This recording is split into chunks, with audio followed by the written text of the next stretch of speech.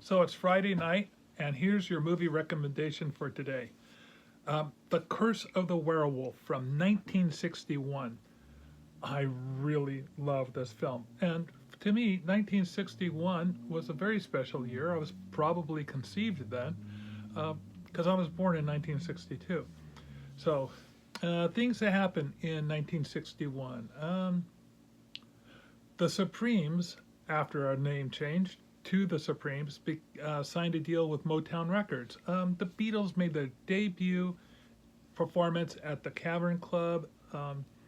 President Kennedy inaugurated the Peace Corps. Um, ooh, Best movie of the year went to West Side Story, and Tossing and Turning was by Bobby Lewis was number one on the Billboard's Top 100, and the must-have Christmas toy of 1961 was Ken, Barbie's boyfriend.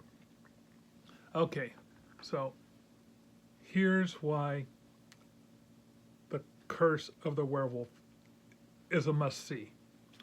First of all, it was the very first werewolf movie ever to be filmed in color.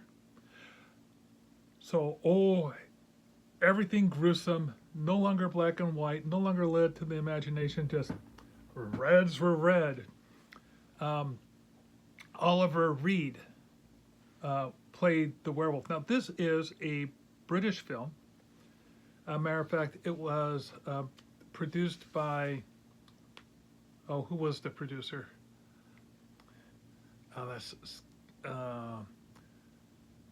Anthony Hines was the producer, and he produced this film for Hammer Productions. If you never heard of, you gotta heard about Hammer Productions. Hammer Productions was a British outfit that was well known for doing a lot of horror movies. Vincent Price did a lot of films with them, doing several Edgar Allan Poe films. Or was that Corman? I'm getting my facts all mixed up. Anyway, Hammer was great for horror. And so, man. Other actors, Yvonne Romain was in this film. When it came out, well, everyone else in the world got to see it and all of its gruesomeness. It was heavily edited in the UK. Well, the Brits finally got their unedited version back not so long ago. Remember a couple weeks ago when I was reviewing The Howling, and I mentioned that some of the things that they did was make homages to other horror movies? Well, Terence Fisher of this film, his name got used in that film as Terry Fisher. This film heavily influenced several other films, not to mention the least of which was 2010. Sir Anthony Hopkins was in a werewolf movie called The Wolfman. And if you watch that film, you'll see that it's visually is emulating this film quite a bit. There's this atmosphere is old-time Victorian creepiness at its very best. Let's see. The feel of this film is just wonderful from start to finish. And as a little kid growing up, I would see this film several times on the TV and learn to look for it in TV Guide. You know, the pre-cable, you lived by TV Guide.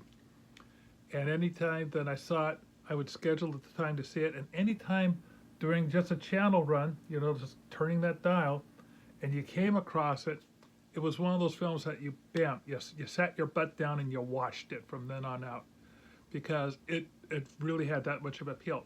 It still has that much appeal. Now, in the past, I'm a big advocate of Canopy, but this film is not on Canopy. I think you might be able to find it on Peacock or perhaps another streaming service. It's got enough value that it still moves around and it's still marketed, which, given that it's 60 years later, that really speaks to the type of legs this film has. I would recommend that you do take the time to hunt it down and watch it, because it just is enriching. Plus, a really, I think, one of the stepping stone werewolf horror movies that really provided so much insight as to how a really good horror movie and a really good werewolf movie could be done. So that's my recommendation, 1961's The Curse of the Werewolf.